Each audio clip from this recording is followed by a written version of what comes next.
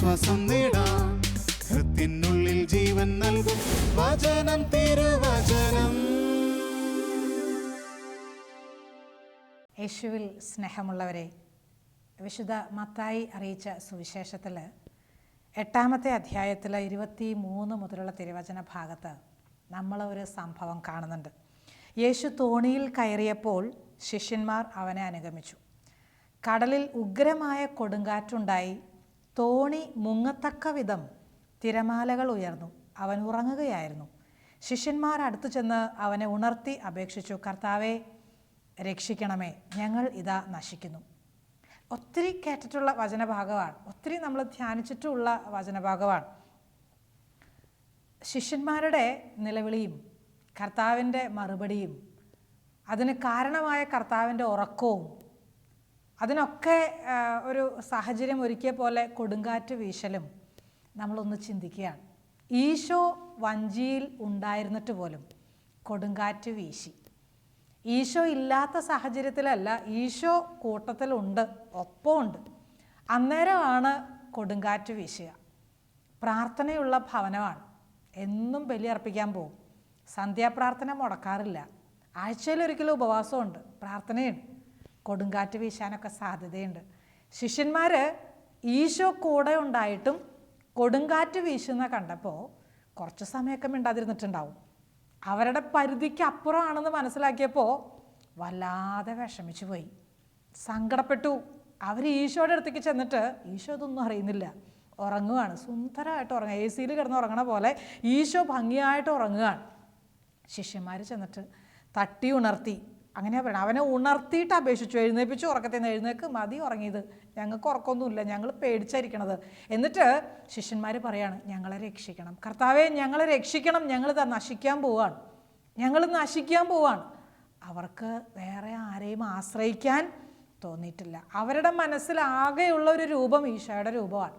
അവർക്ക് ആശ്രയിക്കാൻ ആകെയുള്ളത് ഈശോ മാത്രമാണ്. അതുകൊണ്ട് നമ്മുടെ ശിഷ്യന്മാർ ഉറക്കെ പറഞ്ഞ് പ്രാർത്ഥിക്കുകയാണ്, കർത്താവെ രക്ഷിക്കണം, ഞങ്ങളിതാ നശിക്കാൻ പോവാണ്. കൊടുങ്കാറ്റ് വീശുന്ന കണ്ടപ്പോൾ, ജീവൻ അപകടത്തിലാകുന്നു എന്ന് തോന്നിയപ്പോൾ ശിഷ്യന്മാർ ദൈവത്തിൽ ആശ്രയിക്കുന്ന ഒരു രംഗമാണ് നമ്മളിവിടെ കാണുന്ന. ഈശോ ഉറങ്ങുകയാണ്. കൊടുങ്കാറ്റ് വീശുമ്പോൾ എങ്ങനെ ഉറങ്ങാൻ പറ്റുക? സാധാരണക്കാർക്ക് ഉറങ്ങാൻ പറ്റുമോ? ഒരു ചെറിയ കാറ്റ് വന്നാൽ തന്നെ വഞ്ചി അങ്ങോട്ടും ഇങ്ങോട്ടും ആടി ഒലയും. ഈ ആടി ഒലയുന്നതിൻ്റെ ഇടയിൽ ഉറങ്ങാൻ പറ്റുമോ? ചിലർക്ക് ചെറിയൊരു അനക്കം കേട്ടാൽ മതി, ഉറക്കം നഷ്ടപ്പെടും. ചിലർക്ക് ചെറുതായിട്ടൊന്ന് ആരെങ്കിലും ഒന്ന് തുമ്മുന്ന കേട്ടു, അല്ലെങ്കിൽ ഒന്ന് ഞെരുങ്ങുന്ന കേട്ടു, അല്ലാത്ത ഡിസ്റ്റർബൻസാണ്, ഉറങ്ങാൻ പറ്റുകയില്ല. ഒരു ചെറിയ വെട്ടം വന്നു, അതൊന്നും ഉറങ്ങാൻ പറ്റുകയില്ല ചില ആൾക്കാർക്ക്. പക്ഷേ ഈശോയ്ക്ക് അതൊന്നും വിഷയമല്ല എന്ന്. വഞ്ചി ആടി ഒലഞ്ഞിട്ടും കാറ്റല്ല, കൊടുങ്കാറ്റ് വീശിയിട്ടും ഈശോ ഉറങ്ങുകയാണ്. അതെങ്ങനെയാണ് ഉറങ്ങാൻ പറ്റുക?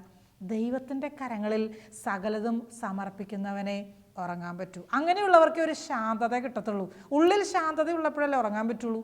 എല്ലാ സൗകര്യങ്ങളും ഉണ്ടെങ്കിലും ഉറങ്ങാൻ പറ്റാത്തവരെ കണ്ടിട്ടില്ലേ? നേരം വെളുക്കുന്നവരെ കട്ടിലേക്ക് കിടന്ന് ഗുസ്തിയാണ്, തിരിയുന്നു മറിയുന്നു, ഇടത്തോട്ട് മറിയുന്നു വലത്തോട്ട് മറിയുന്നു, മറിച്ചിൽ തന്നെ തിരിച്ചിൽ തന്നെ.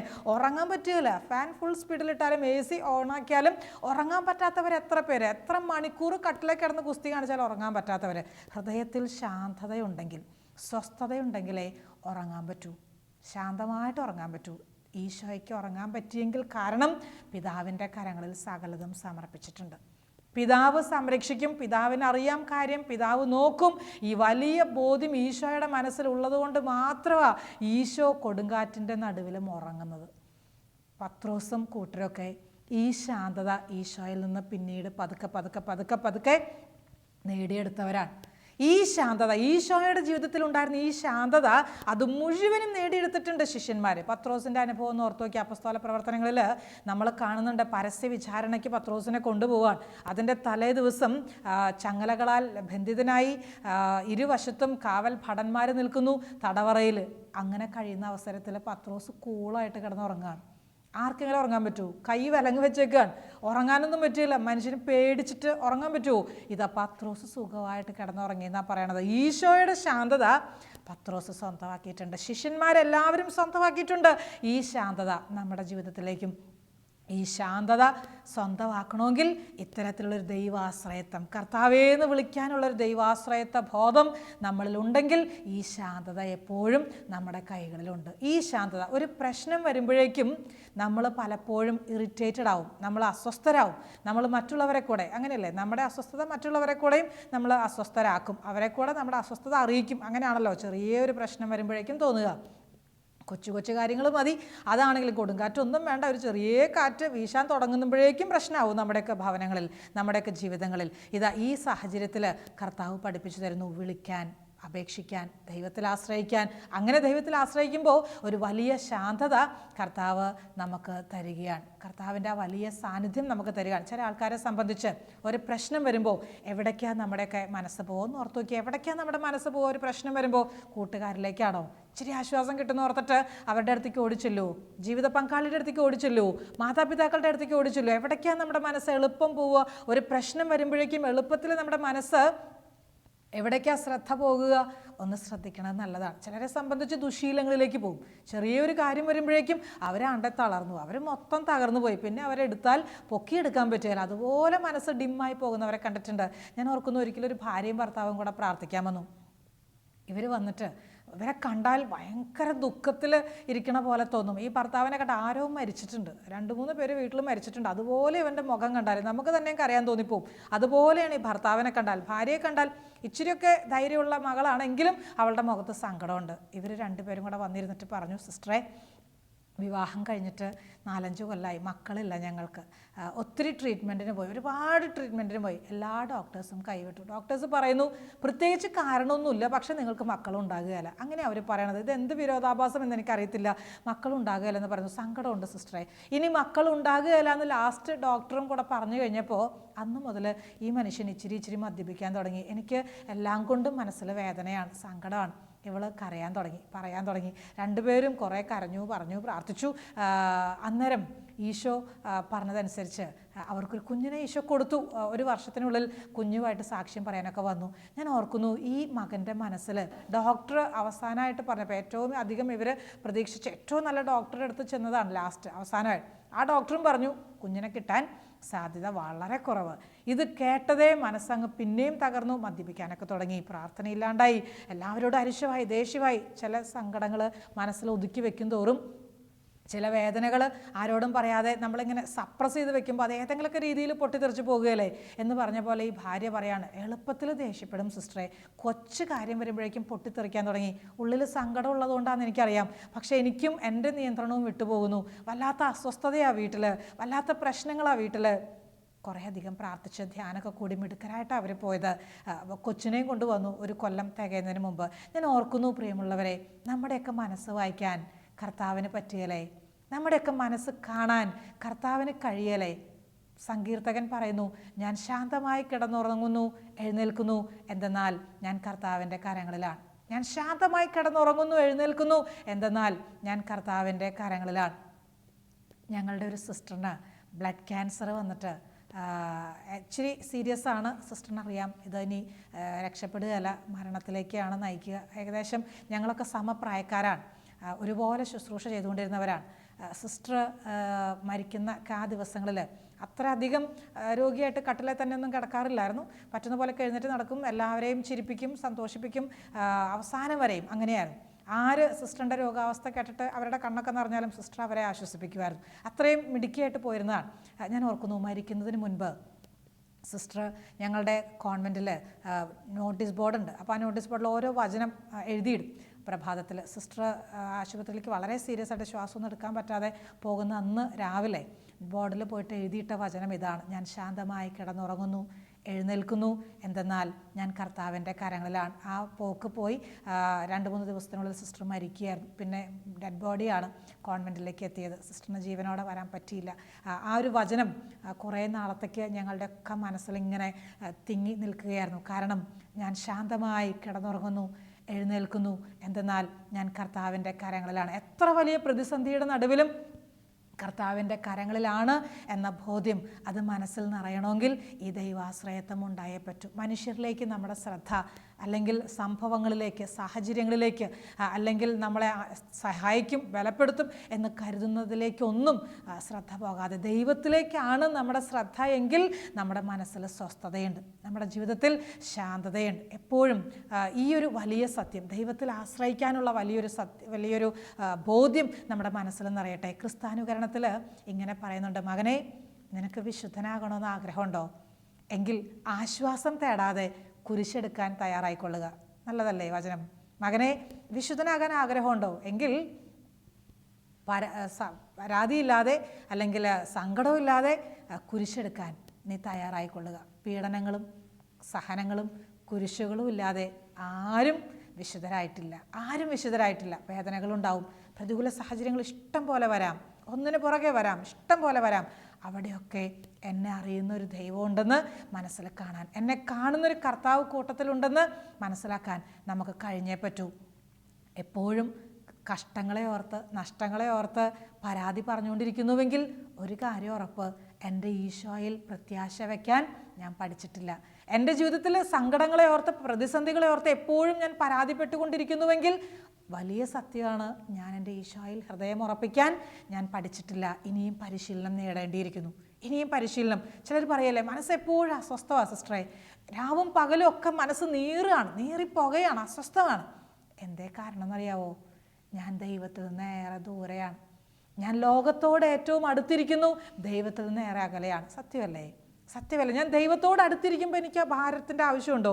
ഞാൻ ദൈവത്തോട് അടുത്തിരിക്കുമ്പോൾ എനിക്ക് അസ്വസ്ഥപ്പെടേണ്ട കാര്യമുണ്ടോ? കാരണം അവൻ ദൈവമല്ലേ, അവനെല്ലാം അറിയാമല്ലേ, അവനെല്ലാം ചെയ്യാൻ പറ്റുകയല്ലേ.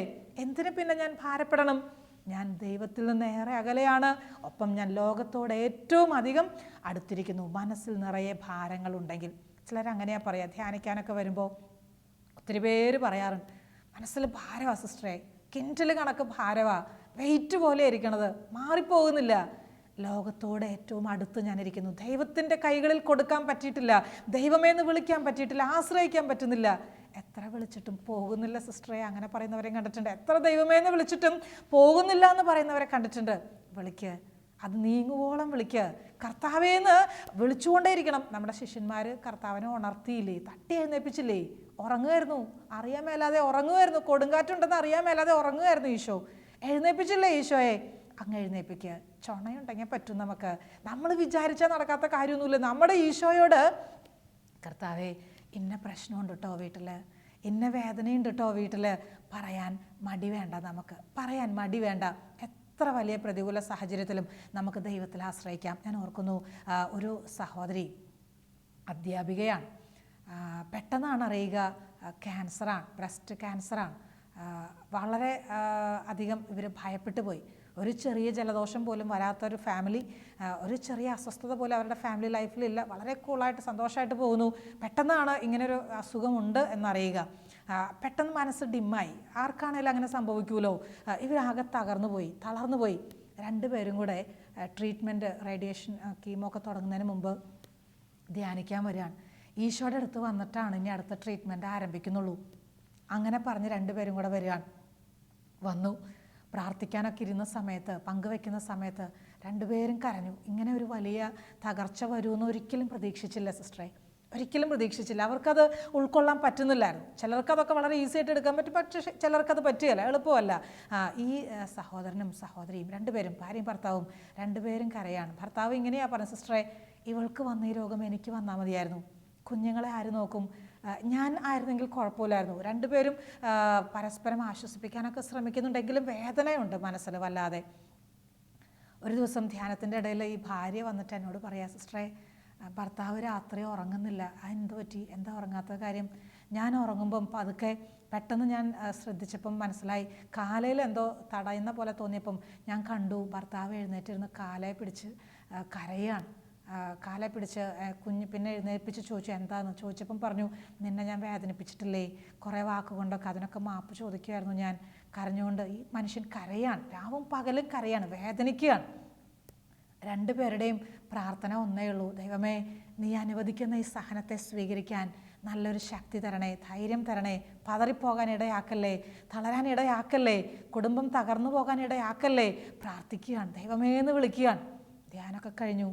നല്ല സന്തോഷമായിട്ട് പോയി. രണ്ടുപേരും വന്ന് കൈയൊക്കെ കൂപ്പിപ്പിടിച്ച് കണ്ണൊക്കെ നിറഞ്ഞിട്ട് പറഞ്ഞു, സിസ്റ്ററെ ധൈര്യമായിട്ടോ, ഞങ്ങൾക്ക് ധൈര്യമായി, ഈശോ കൂടെ ഉണ്ടെന്ന് ധൈര്യമായി, ഈശോയ്ക്ക് അറിയാമെന്ന് ബോധ്യമായി, ഈശോ സഹായിക്കുമെന്ന് ഉറപ്പായി. സന്തോഷത്തോടെ പോയി രണ്ടുപേരും.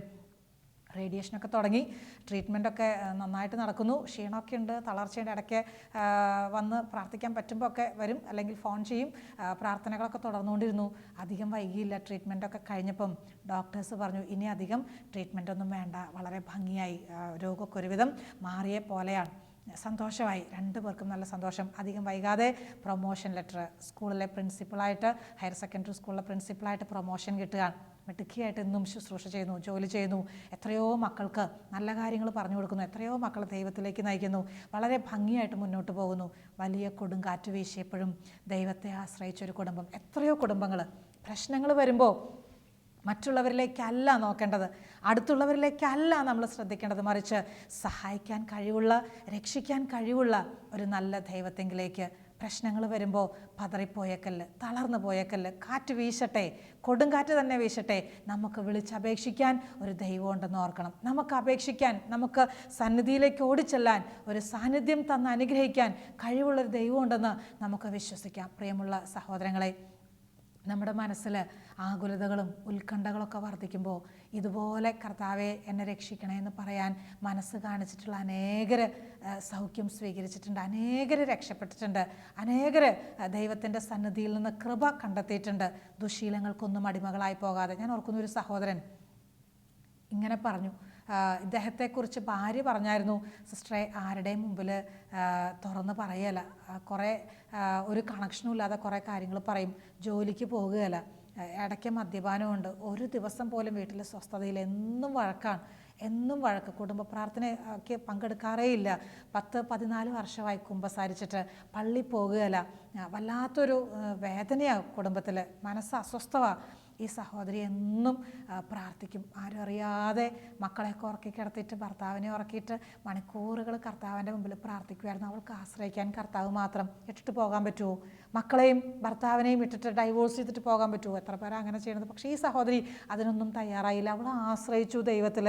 അവൾ ദൈവമേന്ന് മുറുകെ പിടിക്കാൻ തുടങ്ങി. ഞങ്ങളെ കണ്ടപ്പം വേദനകളൊക്കെ പറഞ്ഞു, എല്ലാം പങ്കുവെച്ചു. ഈ സഹോദരനോട് സംസാരിക്കാൻ തുടങ്ങി. ഈ സഹോദരൻ തുടക്കത്തിലേ പറഞ്ഞു, ഈ പ്രശ്നങ്ങളൊന്നും മാറുകയല്ല സിസ്റ്ററെ, ഇതുകൊണ്ടൊന്നും വലിയ കാര്യമില്ല, ഇതൊക്കെ മനുഷ്യരോട് പറഞ്ഞിട്ട് എന്നാ കാര്യം. ഇയാളിങ്ങനെ ഒരു തരത്തിൽ പരിഹസിക്കുന്ന പോലെയൊക്കെ പറഞ്ഞു. പക്ഷേ ഞാൻ ഓർക്കുന്നു, കുറച്ച് നേരമൊക്കെ സംസാരിച്ചപ്പം ഇയാൾ പറയട്ടെ എന്നങ്ങ് ഓർത്തു, ഫ്രീ ആയിട്ട് വിട്ടുകൊടുത്തു, പറയട്ടെ, എല്ലാം പറയട്ടെ. ഒരു 10-15 മിനിറ്റ് നേരമൊക്കെ ഇയാൾ ഇങ്ങനെ എവിടത്തും തൊടാതെയൊക്കെ പറഞ്ഞുകൊണ്ടിരുന്നപ്പോൾ ഇടയിൽ കയറിയിട്ട് ഞാൻ ചോദിച്ചു, സഹോദര, എത്രയോ കഴിവുള്ള മനുഷ്യനായിരുന്നു, എന്തോരം നല്ല മനസ്സുണ്ടായിരുന്നു, എല്ലാവരെയും സ്നേഹിക്കാനുള്ളൊരു ഹൃദയം ഉണ്ടായിരുന്നില്ലേ, എല്ലാം അഡ്ജസ്റ്റ് ചെയ്യാൻ പറ്റിയൊരു കാലഘട്ടം ഉണ്ടായിരുന്നില്ലേ, എന്തേ ഇങ്ങനെ മനസ്സ് വേദനിക്കാൻ കാര്യം? ആരും സ്നേഹിക്കാനില്ലായിരുന്നോ? ആരും മനസ്സിലാക്കാനില്ലായിരുന്നു? ഇങ്ങനെ 1-2 ചോദ്യങ്ങൾ അങ്ങ് ഇട്ടുകൊടുത്തു. ഈ മനുഷ്യൻ്റെ കണ്ണ് നിറയാൻ തുടങ്ങി. ഈ മനുഷ്യൻ കണ്ണ് നിറഞ്ഞിട്ട് പിന്നെ അങ്ങ് ഒരു കുഞ്ഞാട് പോലെ അങ്ങ് പതുക്കെ പതുക്കെ ഉള്ളു തുറക്കാൻ തുടങ്ങി. അതുവരെയും പോളിഷ് ലെവലിലൊക്കെ സംസാരിച്ചുവെങ്കിൽ പിന്നെ അങ്ങ് ഹൃദയം തുറക്കാൻ തുടങ്ങി. സിസ്റ്ററെ, ഒരാൾ പോലും കുഞ്ഞുനാളിൽ ഒരു സ്നേഹത്തോടെ മോനെ എന്ന് വിളിക്കാനുണ്ടായിട്ടില്ല. പിന്നെ അങ്ങ് പറയാണ്, കുഞ്ഞുനാൾ തൊട്ടുള്ള അനുഭവങ്ങൾ അങ്ങ് കരഞ്ഞും പറഞ്ഞും കുറേ അധികം സമയം മൊത്തം പറഞ്ഞു. ഒത്തിരി കരഞ്ഞു. അതിൻ്റെ ഇടയിൽ കണ്ണ് തുടയ്ക്കുമായിരുന്നു. ആദ്യമൊക്കെ കണ്ണ് നിറയുമ്പോൾ ഇയാൾക്കൊരു നാണക്കേട് പോലെ, നമ്മൾ സിസ്റ്ററിൻ്റെ ഒക്കെ മുമ്പിലിരുന്ന് കരയണ്ടേ, സാരമില്ല, കരഞ്ഞു പോട്ടെ, പ്രോത്സാഹിപ്പിച്ചു ഞാൻ കരയാൻ, അങ്ങ് പോട്ടെ എന്ന് ഓർത്തു. ഞാൻ ഓർക്കുന്നു, മിടുക്കനായി. 3 മക്കളുടെ അപ്പച്ചനായിരുന്നു. ഒരാഴ്ച കഴിഞ്ഞപ്പോൾ ഫോൺ ചെയ്തിട്ട് പറഞ്ഞു, ഞാൻ ജോലിക്ക് കയറിയിട്ടോ. നാളുകളായിട്ട് ജോലിക്ക് പോകാതിരുന്ന മനുഷ്യൻ, നല്ല എഡ്യൂക്കേറ്റഡ് ആണ്, നല്ല മിടുക്കനാണ്, കഴിവുള്ള മനുഷ്യനാണ്, ജോലിക്ക് പോകാൻ തുടങ്ങി, പള്ളി പോകാൻ തുടങ്ങി, നന്നായിട്ടൊന്ന് കുമ്പസാരിച്ചു. 10-14 വർഷമായിട്ട് കുമ്പസാരിക്കാത്ത മനുഷ്യൻ കുമ്പസാരിച്ചു, മിടുക്കനായി. ആ ഭാര്യയുടെ സന്തോഷമുള്ള മുഖം എൻ്റെ മനസ്സിൽ നിന്ന് മാഞ്ഞിട്ടില്ല. ആ ഭാര്യയുടെ ഹൃദയം നിറഞ്ഞുള്ള സന്തോഷം ഇപ്പോഴും എൻ്റെ മനസ്സിലുണ്ട്. ഞാൻ ഓർക്കുന്നു, പ്രിയമുള്ളവരെ, അസ്വസ്ഥമാകുമ്പോൾ പ്രതീക്ഷിച്ച പോലെ സമൂഹത്തിലുള്ളവർ, കുടുംബത്തിലുള്ളവർ നമ്മുടെ ഒപ്പം നിന്നില്ല, നമ്മളെ കെയർ ചെയ്തില്ല, അന്വേഷിച്ചില്ല, സഹായിച്ചില്ല, സ്നേഹിച്ചില്ല, ഇങ്ങനെയൊക്കെ ചിന്തകൾ വരുമ്പോൾ അടിമത്തങ്ങളിലേക്കും പാപത്തിൻ്റെ അവസ്ഥകളിലേക്കും അല്ല പോകേണ്ടത്, അലസതയിലേക്കല്ല പോകേണ്ടത്, മറിച്ച് കർത്താവേന്ന് വിളിക്കാൻ ഈ സഹോദരൻ പറയായിരുന്നു, സിസ്റ്ററെ, ഇത്ര നാളും എന്നെ പൊതിഞ്ഞു പിടിച്ച കർത്താവിനെ ഞാൻ കണ്ടില്ലായിരുന്നു. ഇത്ര നാളും ഞാൻ ഇങ്ങനെയൊക്കെ ജീവിച്ചിട്ടും ഒരു ജലദോഷം പോലും എനിക്ക് തന്നിട്ടില്ല. എന്നെ ഒന്ന് ഉരുട്ടി നോക്കിയിട്ട് പോലും എൻ്റെ കർത്താവ് പേടിപ്പിച്ചിട്ടില്ല. പള്ളിയിൽ ഞാൻ കയറില്ലായിരുന്നു. ഞാൻ ദേവാലയത്തിൻ്റെ മുമ്പിലാണ് താമസിക്കണതെങ്കിലും പള്ളിയിൽ ഞാൻ പോകില്ലായിരുന്നു. ധ്യാനം കൂടുമ്പോഴൊക്കെ ധ്യാനത്തിന് പോയിട്ടോ എന്നിട്ട് പറയാം, ധ്യാനത്തിൻ്റെ ഇടയിൽ ഇങ്ങനെ ചിന്തിക്കുമായിരുന്നു പോലും, ഇനി പള്ളി പോയാൽ ആൾക്കാരെന്ത് വിചാരിക്കും? ഇത്രയും വർഷങ്ങൾ പള്ളി കയറാത്ത എന്നെ പള്ളി കാണുമ്പോൾ, വിശുദ്ധ കുർബാന സ്വീകരിക്കാൻ ചെല്ലുമ്പോൾ പള്ളിയിൽ എന്ത് വിചാരിക്കും മനുഷ്യർ? അങ്ങനെയൊക്കെ ചിന്തിക്കുമായിരുന്നു. ഞാനിപ്പം അതൊന്നും മൈൻഡ് ചെയ്യുന്നേ ഇല്ല. ഞാൻ വിശുദ്ധ കുർബാന സ്വീകരിക്കുന്നുണ്ട് സിസ്റ്ററെ, ഞാൻ പള്ളി പോകുന്നുണ്ട്, എല്ലാം ഫോണിൽ കൂടെ വിളിച്ച് പറഞ്ഞപ്പോൾ സന്തോഷം കൊണ്ട് ഈശോയ്ക്ക് 1000 നന്ദി പറഞ്ഞു പോയി. കൊടുങ്കാറ്റ് വീശട്ടെ കേട്ടോ, വീട്ടിൽ തകർച്ചകൾ ഉണ്ടാകട്ടെ കേട്ടോ. അത് വരാൻ വേണ്ടിയിട്ടല്ല പ്രാർത്ഥിക്കണത്, മറിച്ച് അങ്ങനെ സംഭവിച്ചാലും പതറിപ്പോയേക്കല്ല്, തളർന്നു പോയേക്കല്ല്. കർത്താവേ എന്ന് വിളിക്കാൻ നിൻ്റെ തൊണ്ടയിൽ സ്വരം ഉണ്ടെങ്കിൽ നീ വിളിച്ചോ കർത്താവിനെ. ഇനി സ്വരമില്ലേ, വേണ്ടെന്നേ, മനസ്സിൽ വിളിക്കത്തില്ലേ, കർത്താവേ രക്ഷിക്കണേ, ഞങ്ങൾ നശിക്കുകയാണ്, ഞങ്ങളുടെ കുടുംബം, ഞങ്ങളുടെ ഭവനം, ഞങ്ങളുടെ സ്ഥാപനം, ഞങ്ങളുടെ ഈ അധ്വാനം, ഞങ്ങളുടെ ഈ ഉദ്യമം തകർന്നു പോവുകയാണ്, പരാജയപ്പെട്ടു പോവുകയാണ്, ഞങ്ങളെ രക്ഷിക്കണേ എന്ന് പറയത്തില്ലേ? നമുക്ക് ഉള്ളിൻ്റെ ഉള്ളിൽ വിശ്വസിക്കണം, എല്ലാം അറിയുന്നൊരു ദൈവം നമുക്ക് കൂടെ ഉണ്ടെന്ന്. നല്ല സ്വർഗത്തിലെ അപ്പൻ, നമ്മുടെ അപ്പൻ, അപ്പന് മക്കളുടെ കാര്യം അറിയാതിരിക്കുമോ? ഈ അപ്പൻ മക്കളുടെ കാര്യത്തിൽ ശ്രദ്ധിക്കാതിരിക്കുമോ? ഈ അപ്പന് മക്കളുടെ കാര്യം മനസ്സിലാക്കാതിരിക്കാൻ പറ്റുമോ? എല്ലാം കാണുന്നുണ്ട് കേട്ടോ. മക്കളുടെ നന്മ ആഗ്രഹിക്കുന്ന നല്ലൊരു അപ്പൻ നമുക്കുണ്ടെന്ന് വിശ്വസിക്കാം. അപ്പാ വിളിക്കാൻ പറ്റട്ടെ. അപ്പൻ്റെ മുമ്പിലേക്ക് ആഗ്രഹങ്ങളും പ്രാർത്ഥനകളും നമുക്ക് ഉയർത്താൻ പറ്റണം. എല്ലാം കാണുന്നുണ്ട്, അറിയുന്നുണ്ട്, മനസ്സിലാക്കുന്നുണ്ട്. ഈ ദൈവ സാന്നിധ്യം നമുക്ക് എന്നും ബലം തരണം. ഉള്ളിൻ്റെ ഉള്ളിൽ ഇങ്ങനെ പറയണം, എൻ്റെ ദൈവം എനിക്ക് മതിയായവനാണ്, എൻ്റെ ദൈവം എനിക്ക് ശക്തനായവനാണ്, എൻ്റെ ദൈവം എനിക്ക് സകലതും നടത്തി തരുന്നവനാണ്. ഞാൻ അവിടുന്ന് ആശ്രയിക്കും, അവിടുന്ന് എന്നെ സഹായിക്കും, അവിടുന്ന് എന്നെ താങ്ങിപ്പിടിക്കും, അവിടുന്ന് എന്നെ വഴി നടത്തും, അവിടുന്ന് എനിക്ക് ബലം തരും. പ്രാർത്ഥിക്കാൻ പറ്റുമോ? വിശ്വസിക്കാൻ പറ്റുമോ? കർത്താവിനെ അന്വേഷിക്കാൻ പറ്റുമോ? കർത്താവിൻ്റെ സന്നിധിയിൽ അഭയം തേടാൻ പറ്റുമോ? നമുക്ക് കർത്താവിനോട് തന്നെ പറയാം, കർത്താവേ എന്നെ സഹായിക്കണം, എനിക്ക് ബലം തരണം. ഒരു നിമിഷം നമുക്കൊന്ന് പ്രാർത്ഥിക്കാം.